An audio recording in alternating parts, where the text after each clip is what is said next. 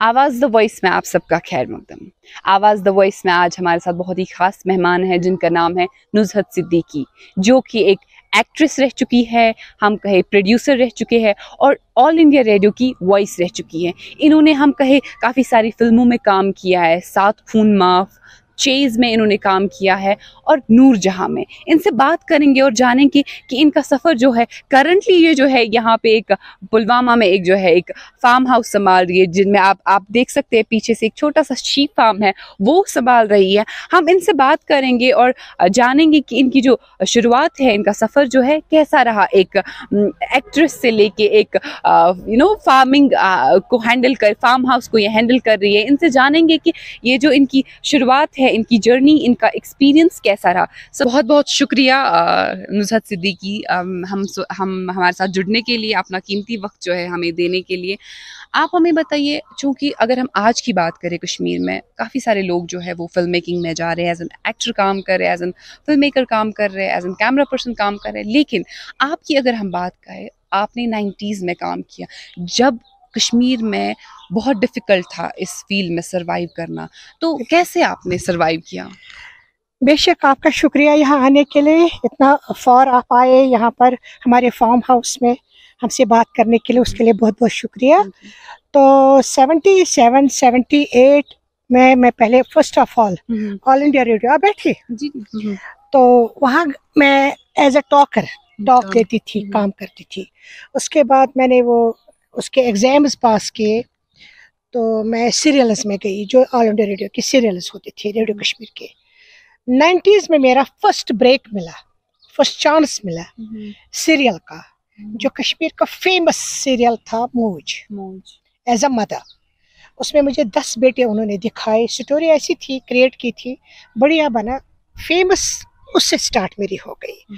उसके बाद बहुत सारे सीरियल्स उर्दू में थे या कश्मीरी में थे, करते रहे। हालात उन दोनों लड़की का वहाँ रेडियो कश्मीर में जाना या दूरदर्शन में जाना बहुत कम था, हालात साथ नहीं दे रहे थे, आपको वो पता ही है।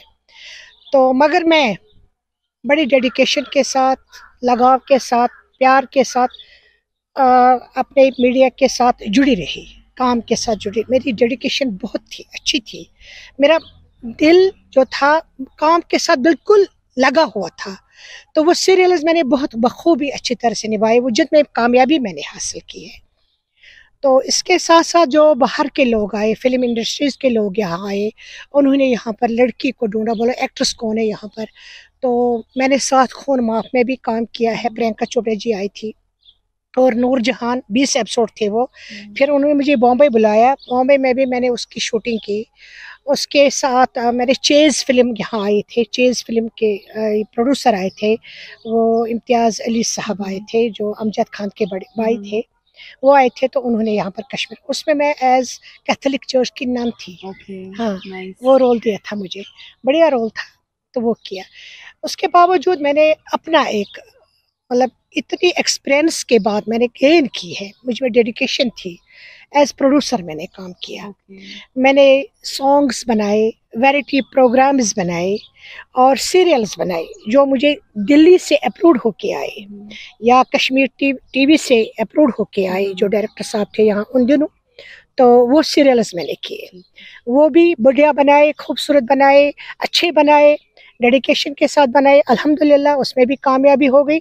साथ साथ एज ए एक्ट्रेस भी, जो मैंने सीरियल्स बनाए, सॉन्ग्स बनाए, वैरायटी प्रोग्राम्स बनाए, उसमें मैंने आर्टिस्टों को, यहाँ लोकल आर्टिस्टों को बुक किया, उनका भी काम हो गया वो भी, क्योंकि हर एक को काम की ज़रूरत होती है, पैसे की ज़रूरत है, रन करना है, ज़िंदगी को आगे चलाना है, तो वो भी किया। मैं भी किसी के सीरियल में बुक हो गई, ऐसे ही एक था। लेकिन कुछ सालों से दूरदर्शन रेडियो काम ही बोलते, दूरदर्शन में फंड्स की मतलब कमी की वजह से काम ज़्यादा नहीं हुआ। अगर हम 90s की बात करें जी, चूँकि एक अलग कल्चर था, एक अलग माहौल था, एक खौफज़दा माहौल था कश्मीर में, कैसे आपने उस माहौल में भी एक वो स्ट्रेंथ दिखा के आपने कैसे काम, कैसे आप उन हर्डल्स को आपने फेस किया? बहुत स्ट्रगल की, बहुत मतलब उन स्ट्रगल को, उन चीज़ों को मैंने फेस किया, परेशानियों को फेस किया। तो मगर मुझ में खौफ नहीं था, मैं सही थी, मैं कोई गलत काम नहीं कर रही थी, मैं अपनी फैमिली के लिए काम कर रही थी, अब डेडिकेशन के साथ काम कर रही थी, लगाव के साथ काम कर रही, और स्क्रिप्ट को पहले मैं पढ़ती थी, देखती थी कि कोई कंट्रोवर्सी तो नहीं है, कुछ गलत तो नहीं है, सही है, उसके बावजूद मैं शूट करती थी। आपको फैमिली से कितना सपोर्ट मिला? क्योंकि अभी अगर हम बात करें, सोसाइटी बहुत ज़्यादा प्रोग्रेसिव हो चुकी है, अभी तो हर एक को सपोर्ट मिलता है, लेकिन उस टाइम पे सपोर्ट मिलना वो बहुत बड़ी बात। फर्स्ट ऑफ ऑल मैं अपने हस्बैंड को थैंक्स बोलती हूँ, जिन्होंने मुझे सपोर्ट किया उस पर, अपनी मामा को जिन्होंने मुझे सपोर्ट किया, क्योंकि मुझे कश्मीरी लिखना और पढ़ना और बोलना तो आता था, बट लिखना पढ़ना नहीं आता था कश्मीरी मुझे। मेरी मम्मी इसमें माहिर, वो एज ए हेड मिस्ट्रेस थी, उसको कश्मीरी लिखना पढ़ना आता था। मैं वो स्क्रिप्ट लेकर लाल बाजार जाती थी अपनी माँ के घर, राजबाग से लेकर माँ के घर, उसको बोलती थी मुझे इसमें रीड करा दो, मुझे सिखा दो। आहिस्ता आहिस्ता मैंने इस तरह सीखा, मुझे खुद लिखना आया, खुद पढ़ना आया, स्क्रिप्ट कश्मीरी में होता था, मैं इतना मतलब उसमें डीप हो गई थी, मुझे खुद लिखना पढ़ना जो भी बोलना आया कश्मीरी में। उर्दू तो पता ही, उर्दू तो नेचुरली है। आप शादी के बाद जो है इस एक्टिंग फील्ड, शादी तो मेरी हो गई, फिर मैं सऊदी गई, मेरे हस्बैंड की जॉब वहाँ थी। सऊदी के बाद हम यहाँ आए, मेरे हस्बैंड भी जॉबलेस थे, मैं भी जॉबलेस थी, क्योंकि जॉब नहीं थी। फिर उन्होंने यहाँ अपना बिजनेस स्टार्ट किया, मेरा तो कुछ जॉब नहीं था। उसके बाद लकीली मुझे रेडियो में चांस मिल गया, जॉब नहीं, चांस मिल गया, एज ए वॉइस मैंने दे दी। कुछ प्राइवेट प्रोड्यूसरों ने मुझे बुक किया as a voice, he man and the power 20, उसमें 5 वॉइसें थी, उसमें जंगल गर्ल है, क्वीन है, उसमें मैंने वॉइस दी बिल्कुल अलग अलग स्टाइल से। दिल्ली में मैंने उसकी वॉइस दी, किसी प्रोड्यूसर को अप्रूवल आया था, ही मैन एंड द पावर, उसकी वॉइस कर दीजिए आप, डिफरेंट मतलब आवाज़, वो मैंने दे दी। या बाहर के काम आए, यहाँ पर प्रोड्यूसर्स आए, फिल्म मेकर्स आए, उन्होंने हमें बुक किया, उसमें भी काम अल्हम्दुलिल्लाह कामयाबी सफल रही। जब हमने डेडिकेशन रखी, जब हमने चुना ये काम हमें करना है, दिल से करना है ये काम, अभी हम इस फील्ड में आ गए हैं, ये तो करना ही है, अल्हम्दुलिल्लाह कामयाबी हो गई। मैं पूरे कश्मीर में बहुत फेमस, मैंने अपनी तारीफें करती हूँ, मगर जहाँ भी मैं जाती हूँ अल्हम्दुलिल्लाह इज्जत मिलती है, सब इस नाम से पहचानती है, ये वो है। मैं पार्क्स में जाती थी या कहीं भी जाती थी, मुझे लोग आते थे ऑटोग्राफ्स के लिए। ऐसा तो कैसी फीलिंग होती है जब आप बाहर जाते हैं और लोग आपको पहचानते हैं, आपके पास आते हैं, आपको एक वो अंदर से एक फीलिंग आती है कि लोग मुझे जानते हैं, मैं फेमस हूँ, कैसी फीलिंग होती है? बहुत अच्छा लगता है, बहुत, क्योंकि लोगों ने भी मुझे सपोर्ट दिया, किस वजह से प्यार दिया, रेस्पेक्ट दी। लोग हमारी शूटिंग के लिए आते हैं, देखते हैं, रेस्पेक्ट करते हैं। ये एक इंसान में जब डेडिकेशन हो, लगाव हो जिंदगी में, मुझे ये अचीव करना है, मुझे कामयाबी हासिल करनी है किसी भी फील्ड में, चाहे एक्टिंग का फील्ड हो, चाहे अब एक्टिंग का फील्ड मेरा वहाँ हो गया, हम यहाँ फार्म हाउस में शिफ्ट हो गए मेरे हस्बैंड का। ये बहुत दिलचस्प बात है कि आप पहले वॉइस ओवर आर्टिस्ट थी, फिर आप एक्टिंग में चली गई, फिर एज एन प्रोड्यूसर काम किया, और अब आप इतने खूबसूरत फार्म हाउस को संभाल रही है। तो एक्ट्रेस से सीधे एक आप कहे एक फार्म हाउस संभाल रही है, तो कैसा लगता है आपको? एक is it a different experience, different feeling? या this is different feeling. Naturally acting की फील्ड अलग है, उसका अलग एक अलग चार्म है, इसका अलग एक चार्म है। ये देखिए, ये लैंड आपने देखी होगी, हमारा ये सारा फार्म हाउस देखा होगा, इसमें मैं अपने हस्बैंड की हेल्प करती हूँ। जैसे वो मार्केटिंग करती है, बाहर जाते हैं उनको, मैं यहाँ पर लेबर्स को संभालती हूँ, उनको बताती हूँ किस में क्या।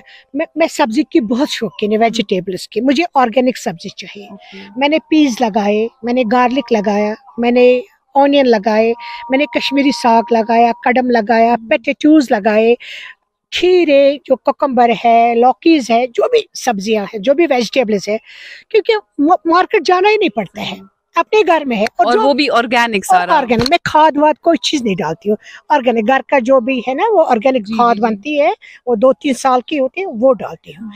बाकी पेड़ में फ्रूट के पेड़ है, उनमें क्या किस टाइम स्प्रे करना होता है, क्या वो तो डिफरेंट चीज़ तो है। आप गार्डनिंग के पहले से ही शौकीन थे? मैं बहुत शौकीन थी। जब हम श्रीनगर में रहते थे वहाँ इतनी ज़मीन नहीं थी। मैं गमलों में ऑरेंज के पेड़ लगाती थी, लेमन का पेड़ लगाती थी, रबर प्लांट्स लगाती, मतलब हर चीज़, फ्लावर्स लगाती थी। बहुत शौकीन थी मैं। अब माशाल्लाह यहाँ पर बहुत ये है, ज़मीन है, तो लेबर्स की हेल्प से ये बेचारे भी कोऑपरेट करते हैं, इनको जो बताते हैं वो करते हैं।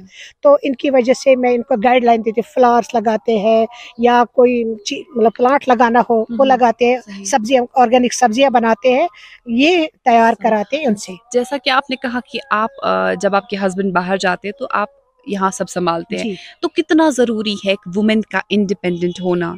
कितना, आपको क्या लगता है एक वुमेन का, चाहे फाइनेंशियली हम कहें या इमोशनली हम कहें, इंडिपेंडेंट होना कितना ज़रूरी है? एक वुमन का आजकल के ज़माने में, पहले ज़माने में तो औरतें घर में ही बैठती थी, घर का काम, खाना बना, बच्चों को दिखाओ देखो बस। आजकल के ज़माने में हर चीज़ एक वुमन को पता होना चाहिए और वो डेडिकेशन के साथ करनी चाहिए। जैसे मैं ये फार्म हाउस अपने हस्बैंड की मदद करती हूँ, इनकी हेल्प करती हूँ। ये मार्केट जाते हैं, ये कहीं फ्रूट मंडी जाते हैं, मैं यहाँ पर पैकिंग कराती हूँ, पैकिंग वालों के साथ होती हूँ। गाड़ी आती है, गाड़ी को लोड कराती हूँ, उसका चालान बनाती हूँ। मैं खुद लिखती हूँ कितनी पेटियाँ इस गाड़ी में, कितने डब्बे इस गाड़ी में आए, वो चालान बनाती हूँ। एक कापी उनको देती हूँ, एक कापी अपने पास रखती हूँ। लेबर्स को देखती हूँ जो फ्रूट उतारने वाले होते हैं, उनको गाइड करती हूँ, कोई टहनी पर टूटी है, कैच मत पकड़ते हैं, किस तरीके से वो फ्रूट को जख्मी तो नहीं करते। पूरा आप समझिए 9 बजे से 5 बजे तक के लेबर्स काम करते हैं इनके साथ में, पूरा 9 से 5। बीच में अगर वो लंच पर जाएंगे, हम भी लंच पर अंदर आ जाते हैं। इनको चाय वगैरह जो होता है वो खुद ही बनाते हैं, मगर मैं इनकी पूरी देख रेख करती हूँ, इनको दिखाती हूँ ये चीज़ करो, वो चीज़ करो। जब हम इनको गाइड करते हैं, उस गाइड के हिसाब से लेबर भी चलता है।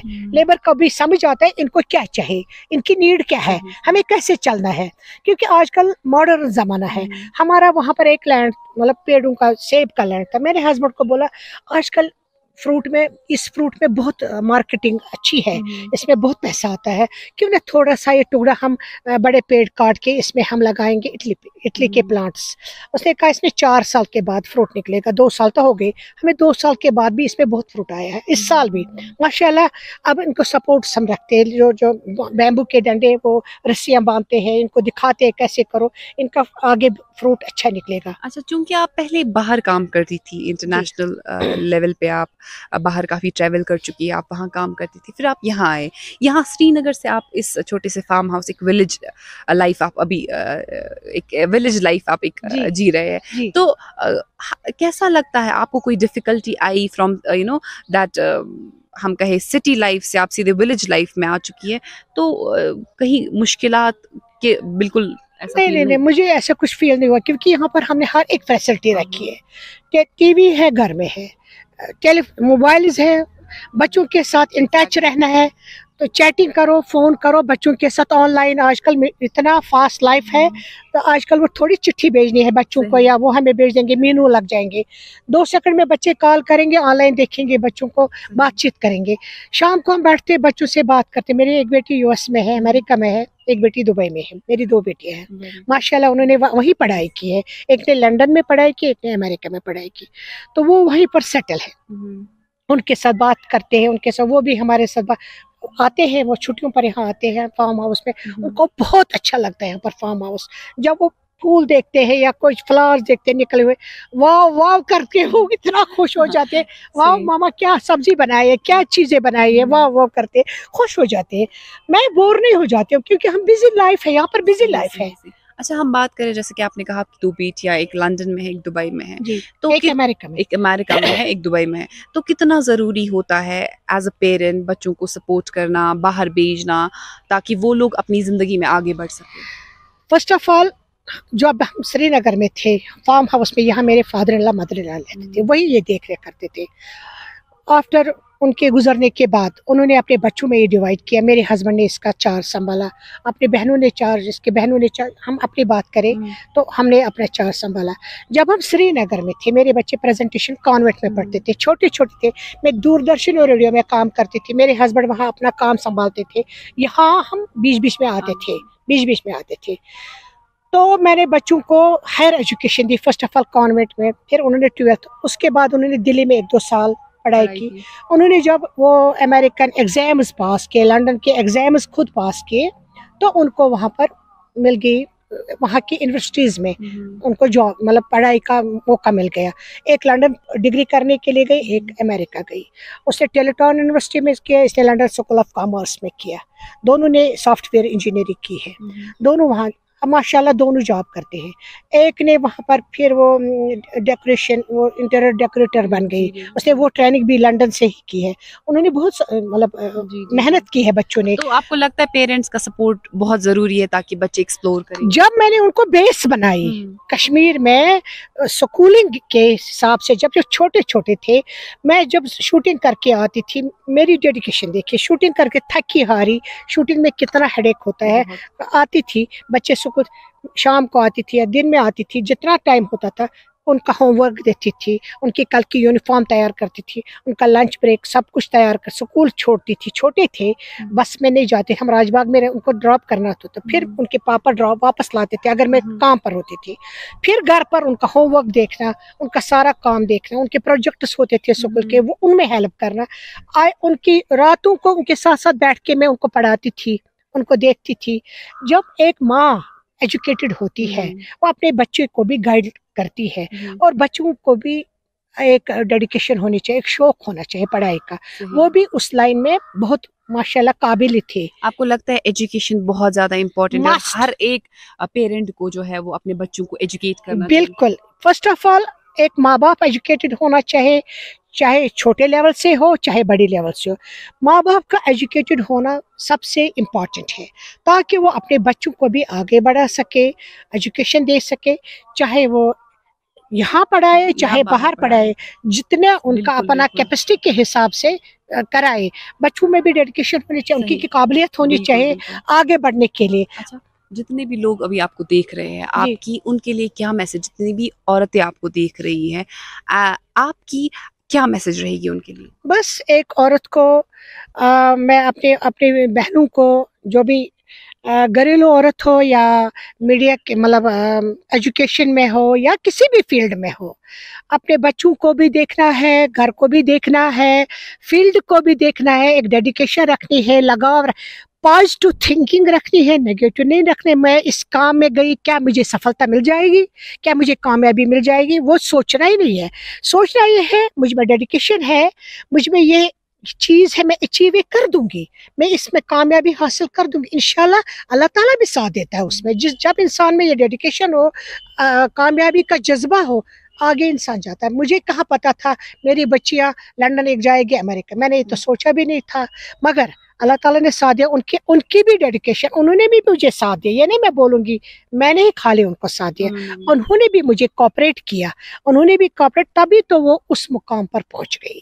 जब मेरा भी उनके साथ था, उन्होंने भी हाथ मेरे साथ मिलाया, तब वो आगे बढ़ी।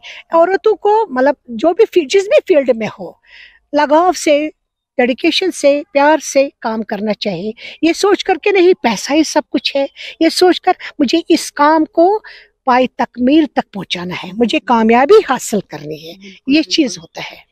ये थी हमारे साथ नुज़हत सिद्दीकी, जिनके साथ हमने बात की और जाना इन्होंने अपना सफ़र जो है, हम फिल्म मेकिंग का कहे, रेडियो का कहे या एज एन एक्ट्रेस इन्होंने कैसे काम किया है, और अभी वो अपना फार्म हाउस जो है वो कैसे संभाल रही है। इनका मानना है कि जो औरत होती है वो बहुत ही डेडिकेटेड होनी चाहिए, जिस भी काम को लेके, जिस फील्ड में भी वो काम कर रही है, उनमें डेडिकेशन जो है वो बहुत इम्पॉर्टेंट है, ताकि वो अपनी ज़िंदगी में आगे बढ़ सके। ये एक इंस्पिरेशन है तमाम औरतों के लिए जो उन्हें देख रही है कि कहाँ से कहाँ वो आई है और कैसे अभी वो इतने खूबसूरत से फार्म हाउस को संभाल रही है। और कितना ज़्यादा आप देखिए, पीछे एक बहुत ही प्यारा शीप फार्म है, ये शीप फार्म संभालती है। आगे इनका एक वेजिटेबल, एग्जॉटिक वेजिटेबल्स का गार्डन है, ये वो संभालती है। तो ओवरऑल इनका मानना है कि ये जब तक ना अपने हस्बैंड के साथ हाथ में हाथ मिला के उनके साथ डेडिकेशन के साथ काम करेगी, इन दोनों का काम पॉसिबल नहीं है। डेडिकेशन और एक साथ काम करना बहुत ज़्यादा ज़रूरी है, इनका कहना है। शुक्रिया।